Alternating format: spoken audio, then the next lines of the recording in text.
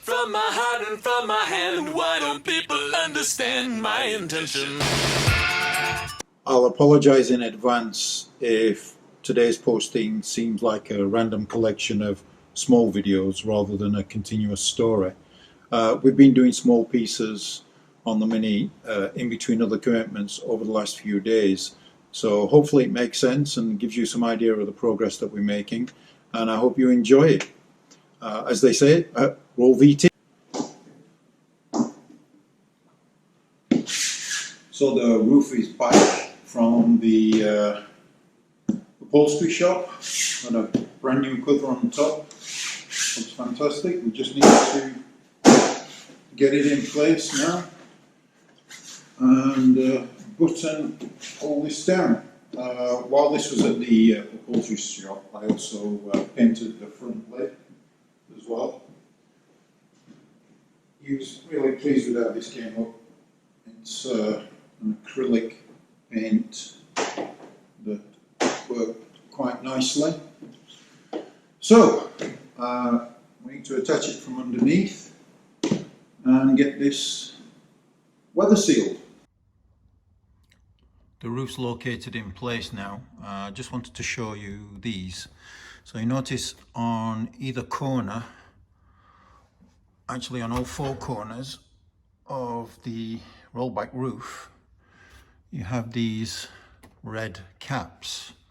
Now actually these do serve a purpose, because if you remove these you can actually attach a tube to run water out of the gutter of this down the A-pillar and out from the floor. So if you live in a particularly wet climate, these serve quite nicely as a way for the water to escape.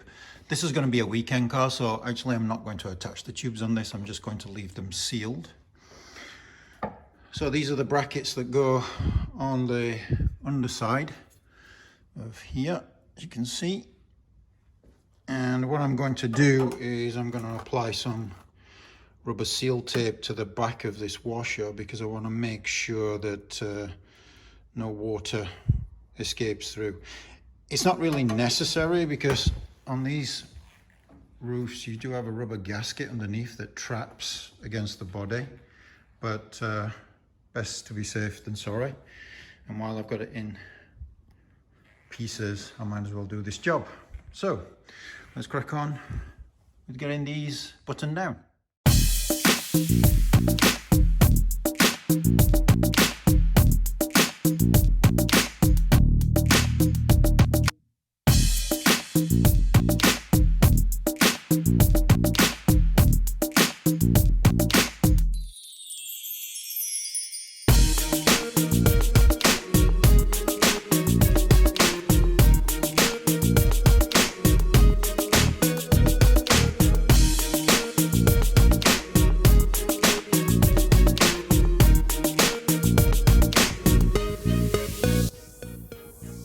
You are left with that effect with the rubber tape sandwiched underneath that washer.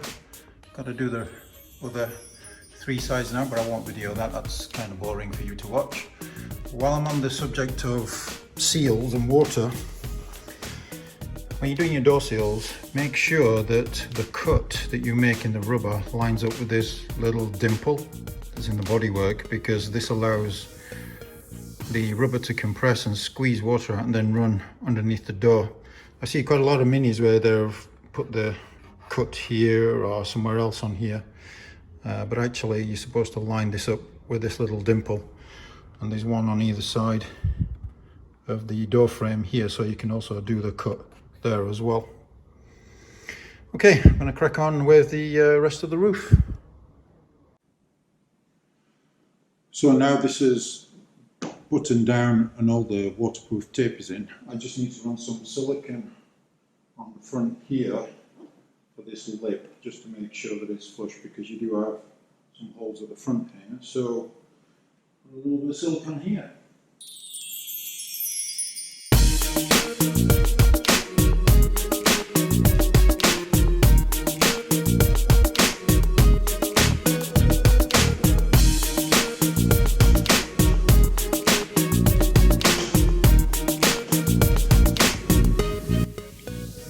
you go. It's just a case of putting the bolts through now. Fastening it underneath. That's the roof in place. So we're about to put the rear subframe in, and the question of will it fit, won't it fit, is because if you remember, half the boot floor had to be replaced, which means that the subframe mounting on this side is actually brand new in position. Hopefully the body shop has done a good job of aligning the two, but you never know, because when you mate a new part to an old part and the subframe is refurbished, you can always run into fitment and alignment problems with Minis, because these cars are not precision made.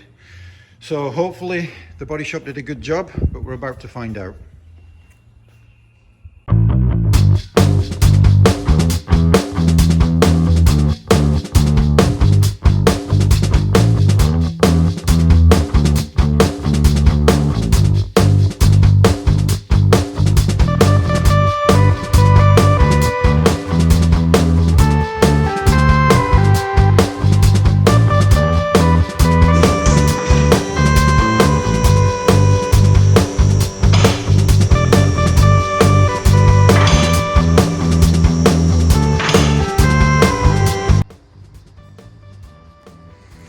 So subframe finally in. Had a couple of challenges because all the bushings are new, so just a couple of millimeters off, but eventually we succeeded. One of the other things that I'm going to change when I was building up this rear end is I don't like the original OEM hubs because they only have one screw point in for the drum brake, and on the super fins you've got one on either side. So actually picked one of these hubs up from Minisport that does have two, as you can see from this one, for the super fins. Gives it a little bit more security when attaching the drum. Challenge with these hubs though is that they come with no studs in, so you actually have to put the studs in yourself, which is a bit of a challenge if you don't have a hydraulic press, but I can show you a nice way to do that with minimum tools. So I'm going to crack on and change over this hub. So if you don't have a hydraulic press to get these studs into the hub, it is actually quite easy because they've got a chamfered edge on the back of these and also on the stud itself, which makes it nice and easy to locate it straight, because that's important obviously for the hub. So what I do is I just put a little bit of copper grease on the back of the shoulder here.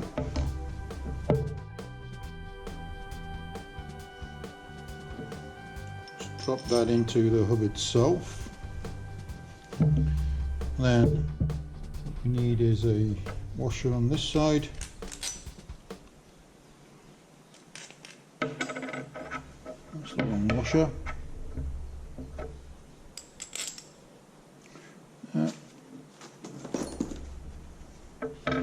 Then I've got this little metal tube that slides over the stud. Drop this on here, and this is an old wheel nut. And just apply on there. Tighten it up so it's finger tight, just to get it started a little bit. And then if you've got a torque gun, put it on its medium setting. This one's on 2.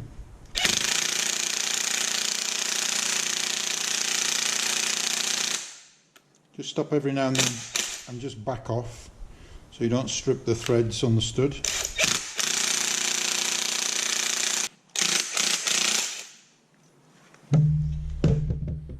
And there you go.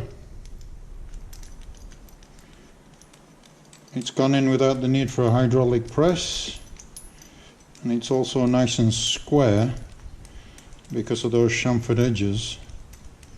So it's a simple way to do it if you don't have a workshop press. There you go.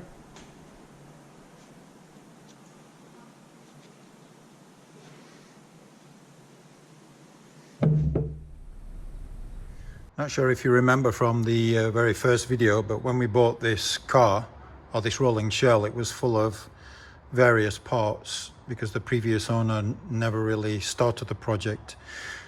In that group of things was multiple arch options, including the sports pack ones, but I'm not a big fan of those.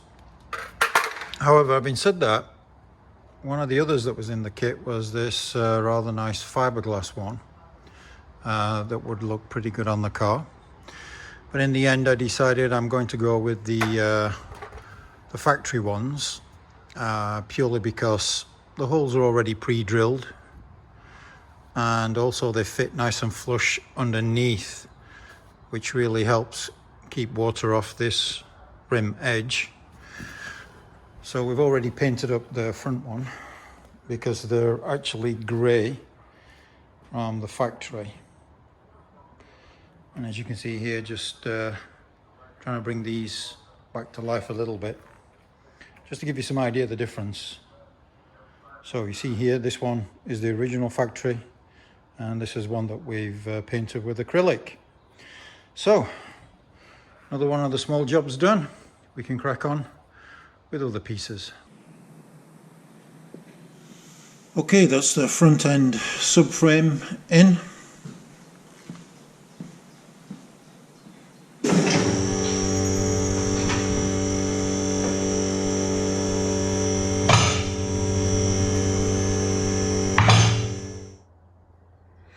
So that's it, the subframe is in on the front.